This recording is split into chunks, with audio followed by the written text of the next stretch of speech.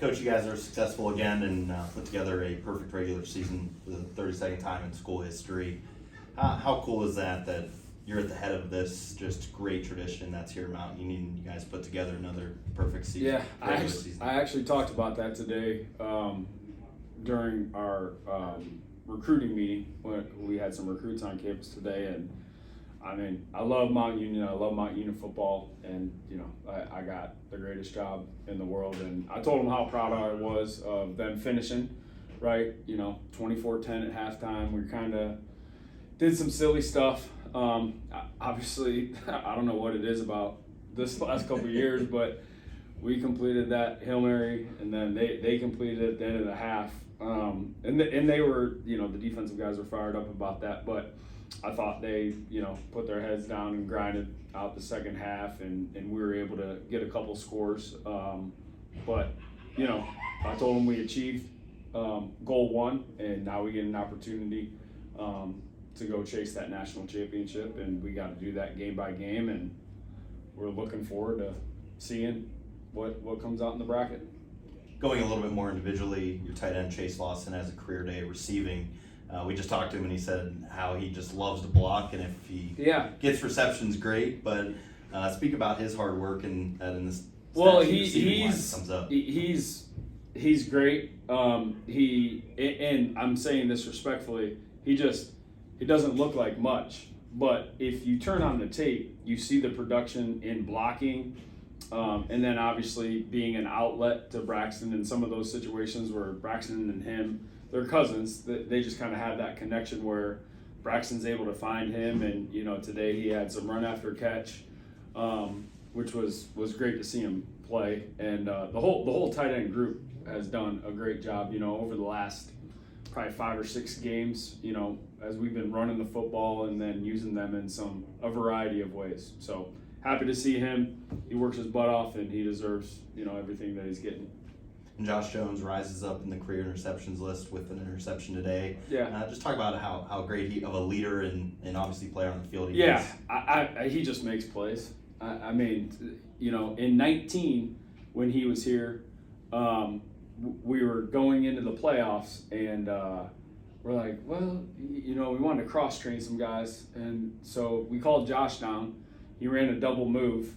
All right, we threw him the ball. I was like, all right, Josh, you can go back down to defense. But that just shows the kind of skill set that he has. But from a leadership standpoint, he got voted captain, which I was, very, very happy to see. And, that's his peers choosing that. And I think that's really important. And he's done nothing but work and lead ever since he got that honor.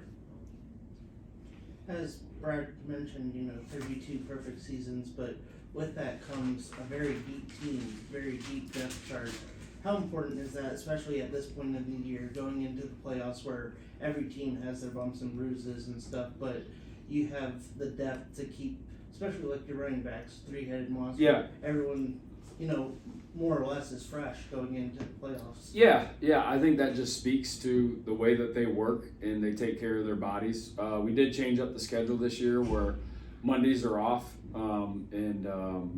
we changed up our lifting a little bit to take care of their bodies and kind of prime them at the beginning of the week, taper off a little bit, and then hit them again right before game day. But Mount Union football has been successful for one reason and one reason only. It's the men that choose to come play football here, and they allow themselves to be coached, and they allow themselves to be developed into the best versions of themselves. And like I said, I got the greatest job in America. I love coming into work every single day, and appreciate the coaches and the players.